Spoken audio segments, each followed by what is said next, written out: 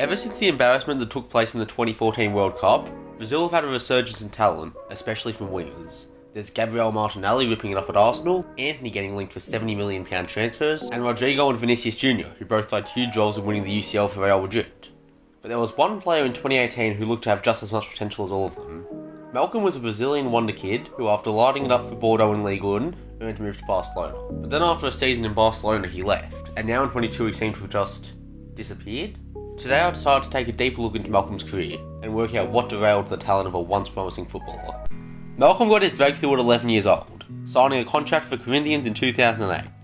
He would then get his senior debut in 2014 at 17 years old, playing the last 10 minutes in a 2-0 win against Bahia de Feira. 4 days later he made his home debut, playing the final 12 minutes against Atletico Sorocaba. In April he would play his first league game, and his first senior goal came later in the year against Chapecoense. 2015 was a great year for both Malcom and Corinthians. Corinthians won the league by 12 points, while an 18-year-old Malcom scored 5 goals in 29 appearances. This was marred by controversy, however, as only 20 days after his 18th birthday, Malcom obtained his driver's license. The problem with this was that it usually takes at least 3 months to be granted a license in Brazil, and he was eventually caught out for fraud and had his license revoked. However, nothing serious ever came of the charges. At the end of the 2015 season, Malcom was only 18 years old, but was already looking for a move to Europe. Eventually he would get his wish. After moving on from Tunisian winger Yves Kazri, Ligue 1 club Bordeaux took a chance on Malcom, signing the winger for only €5 million. He didn't disappoint. While his debut ended in a disappointing 4-1 loss, Malcom only had to wait until 10 days after signing to score for Bordeaux. Malcom then found some consistent form towards the end of the season, grabbing an assist in a 4-2 win against Troyes, and then scored his first Ligue 1 goal a week later against Lorient. Keep in mind, Malcom wasn't even 20, and yet this young Brazilian was scoring goals in Ligue 1. The 2016-17 season would be Malcom's first full season with Bordeaux, and he did not disappoint. Starting his season with a goal on opening day, he would then score 2 goals in September. Now, it was clear Malcom was talented, but his inconsistency was a worry. Malcom wouldn't score his next league goal till January, and finished the 2016-17 season with a somewhat disappointing 7 league goals at 9 in all competitions. Malcom would continue to train hard, and then have his true breakout season in 2017-18. Malcom scored 12 goals in Ligue 1, including the goal of the season with this long-range strike against Dijon. Now with Malcom finally looking like a star, Bordeaux decided they could move him on for €40 million. AS Roma had some interest, and eventually they got their man, signing Malcom to the team. FC Barcelona came in with a deal and hijacked the transfer.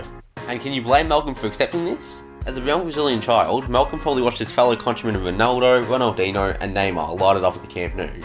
Did AS Roma understand this? No.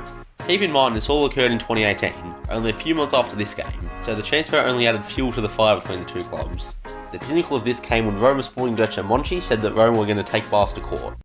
Sì, ieri mi hanno detto il procuratore, anche il Bordeaux, che dobbiamo alzare l'offerta del Barcellona, l'abbiamo fatto per il desiderio del nostro presidente Pallotta e non possiamo continuare questa strada. Così abbiamo fermato e ha finito tutto. Adesso stiamo valutando all'interno della società se con quello che abbiamo se possiamo andare avanti. Obviously nothing came out of this, and as of July of 2022, Malcom has never played for AS Roma. Instead, Malcom was presented to Barcelona on the 24th of July in 2018. Malcom looked good in his first season with the Catalans. He lost his first game 4-2, but he did score in it, nailing a shot from close range to give Barca a 2-1 lead against... Oh god. Are you taking the piss? Malcom also played on the left wing for Barca against AC Milan. Barca lost that match 1-0, but the Brazilian was still a massive threat. He heartbreakingly had to miss out on lifting the Supercopa de España due to there being a limit on how many non-European players could play in the final. But he did score in the Joan Gamper trophy 3 days later, as Barca won the final 3-0 against Boca Juniors. The Ligue season came, and in Barcelona's first match against the Alaves, Malcom was on the bench. His chances of getting in the team weren't raised either. Lionel Messi scored 2 goals, while Felipe Coutinho scored 1, and Ousmane Dembele and Sergio Roberto also infest on the flanks. Malcom would play the final 6 minutes in Barca's next match against Valladolid, but obviously did not have enough time to make an impact. On match day 3, Barcelona had a massive 8-2 win against Huesca, but Malcom once again didn't see the pitch, having to watch his competition in Lionel Messi and Ousmane Dembele score 3 of the 8 goals, while Coutinho and Sergio Roberto would also play. After the game, Malcom missed the next 3 matches due to a stretched ligament. He then put out a 5 out of 10 performance in a 2-1 loss to Leganes after being brought on to find an equaliser in the 71st minute. Despite an impressive pre-season, Malcom was yet to make any real impact in the official matches so far, and was completely left out of the squad by Ernesto Valverde for the next 4 games, before being used as an unused sub for the next 2 matches. A Lionel Messi injury had put him back in contention, but now Rafinha had overtaken him in the pecking order. Malcom played 80 minutes in a cup game against Cultural Leonesa, but failed to score or assist once again, and didn't make the squad to the next Ligue match. But hey, maybe things were finally turning, as Malcom scored his first goal for Barcelona in the Champions League against Inter Milan. He then earned a start against Betis, but failed to produce anything and was back to the bench. But at least he was still in Valverde's plans, being a super sub in the next 2 matches against Atletico Madrid, PSV and Villarreal, before scoring in their second leg of the Copa del Rey match against Cultural Leonesa. But no matter how good you are, you need luck, and luck wasn't on Malcom's side. On this play here, Malcom would pick up an ankle injury. This would sideline him for a month.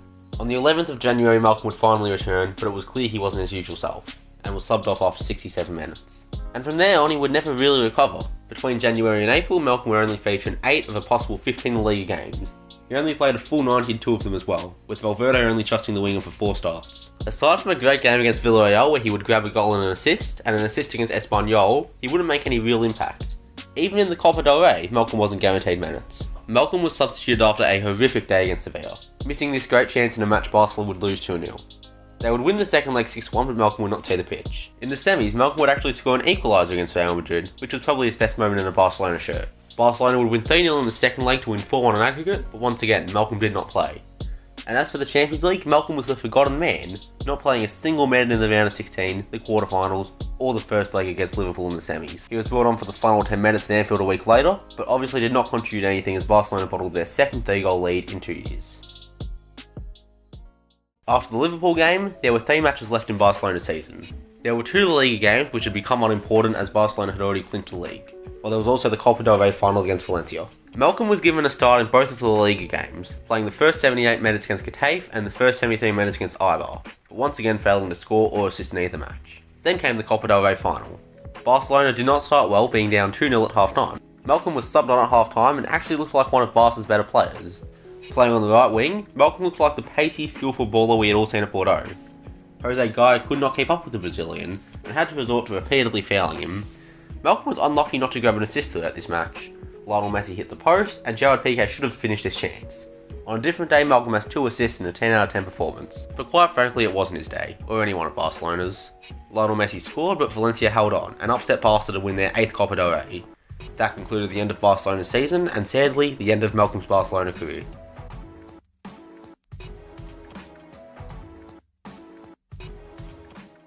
The end of Malcom's Barcelona career was inevitable. With Barcelona wanting to sign Antoine Griezmann, Malcom was told he could leave, and ended up signing with Russian club Zenit St. Petersburg for a £45 million fee, and it was probably for the best. Malcom was clearly a skillful player and had his moments, but was inconsistent and needed a few games to get going, which is hard to get at Barcelona. He was ruled out for half of his first season with a hip injury, and only played 15 times. In the 2021 season, Malcom could only contribute with 3 goals and 4 assists, though to his credit, he did do better this past season with 9 goals and 8 assists. He also scored the winner in the 2021 Tokyo Olympics gold medal match, which must have felt incredible. But Malcom certainly hasn't lived up to his expectations like we thought. He's still got time, but as of now this is looking to be one of football's greatest what-if stories in recent memory. So this video was a bit shorter than my last one, but I'm going to end it off with a slightly longer outro, because there's a bit to talk about. Firstly, to Maxwell, thank you so much for helping my channel. I don't know if I can actually shout him out since he is a big YouTuber and I am not, but if you haven't subbed to him, go do it because the guy drops elite content. And he's got the Man City video essay coming soon, which you know is going to be a banger. But now that I have a bigger platform, someone who I can shout out is Thin End. He's making similar content to me and I really would love to see him go on this platform. Get him to 100 subs. As for sub goals, we are so close to 1,000 subs. We may have passed it by the time this video comes out, but if we haven't, please subscribe and turn the bell on, because there's going to be more content just like this in the future. You can also read this story and many more all on my website for free, and sub to my second channel. I don't know quite what's going to go on there, but there will be content. But that's all for now guys, have a great day, and I'll see you all next time.